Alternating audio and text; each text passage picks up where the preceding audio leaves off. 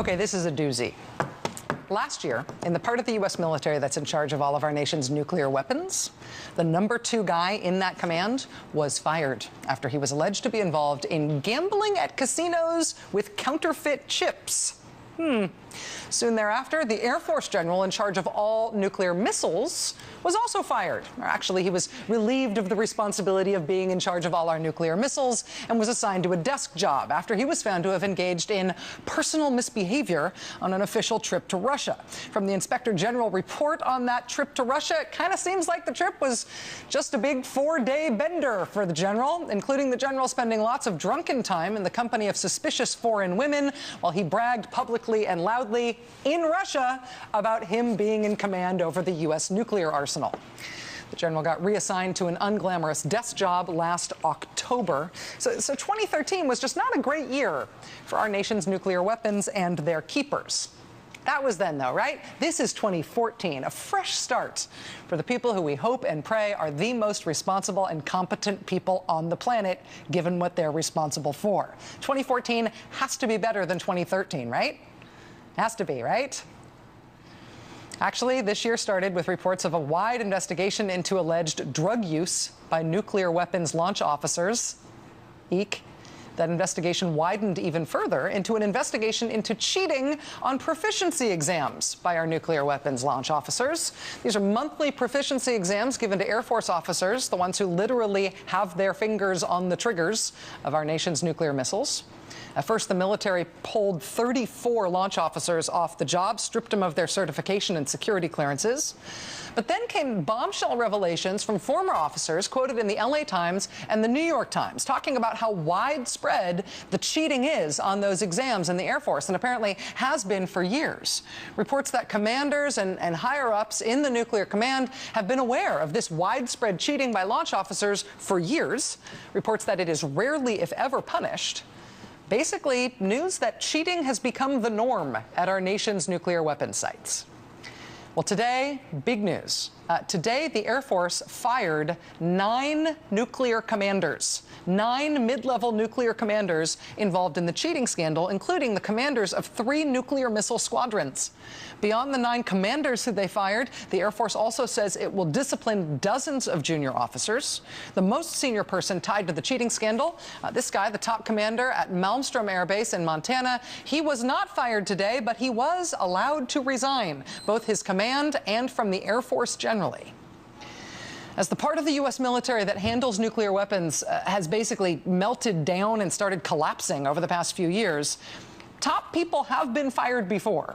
Defense Secretary Chuck Hagel is running a top-to-bottom review of the nuclear weapons part of our military right now because of these repeated failures. But a purge this big, an Air Base commander out, 9 other commanders fired, dozens of junior officers disciplined, today was the biggest purge yet. And, of course, it comes immediately on the heels of President Obama's 3rd big international nuclear summit held this week in the Netherlands. The president started these summits 4 years ago in an effort to elevate the issue of nuclear security on a global level. And that's great. And at the same time, the United States is trying to lead the world on nuclear non-proliferation, nuclear safety, the reduction of nuclear threats. At the same time that we're doing that, our own handling of our own nuclear weapons, the largest nuclear weapons force in the world, is descending to Larry, Moe, and Curly status. How can both of these things be happening at once? Why does it keep getting worse? What does today's mass firing of our nation's nuclear officers mean for the future of the deadliest weapons in the history of humankind? Joining us now is Joe Cirincione, president of the Plowshares Fund and the author of Nuclear Nightmares, Securing the World Before It Is Too Late. Mr. Cirincione, you were the first man I wanted to talk to today when I shrieked at my desk when I saw this headline. Is this problem getting worse, the way it feels like it is getting worse, or are more people getting caught for something that, that shouldn't be more alarming than it used to be? It is getting worse, Rachel. There's a reason that one of the top commanders released a statement a few months ago when this first came to light, that there was a rot in the nuclear command structure. In 2007, we had the incident at Minot Air Force Base in North Dakota, where we lost track of 6 nuclear missiles for 36 hours, nuclear cruise missiles. Now we have this cheating and drug scandal at Malmstrom. Minot was strike 1. Maelstrom is strike 2.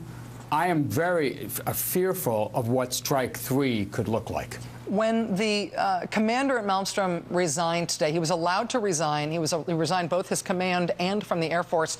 And he wrote a heartfelt letter to the airmen at Malmstrom explaining his decision to resign and essentially excoriating them for nobody coming forward to complain about the cheating, nobody being willing to come forward and say, I know this is happening and I think it's wrong. He described it essentially as an integrity problem.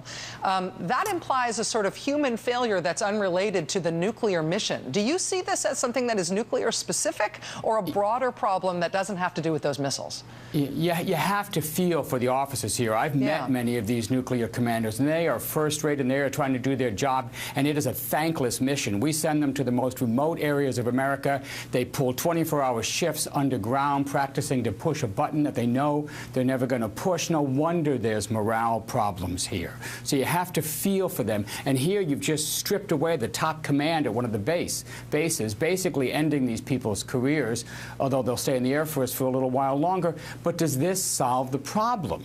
The general who briefed today said that we're not just putting a fresh coat of paint on the problem, but it sure feels like this. They're treating this as a training problem, a procedural discipline, and they're putting in place new training, new procedures, and new disciplinarians, but they're not getting at the underlying cause, the obsolescence of the mission. Why do we have these ICBMs in the first place? They don't help us with Crimea or Afghanistan or Iraq or any of the real national security problems we have. It's a meaningless mission. The officer corps knows it. That's the root of this problem. Unless you address that, you're going to be looking at another crisis in the not-too-distant future. And a crisis in this particular field is a crisis with a capital C. Joe Cirincione, president of the Plowshares Fund, you made me feel worse and not better, but I think it's probably an honest worse, and that's a good thing. Thanks for being here, man. Thank you for covering this, Rachel. Thanks, Joe. It's very important. All right, thanks. All right.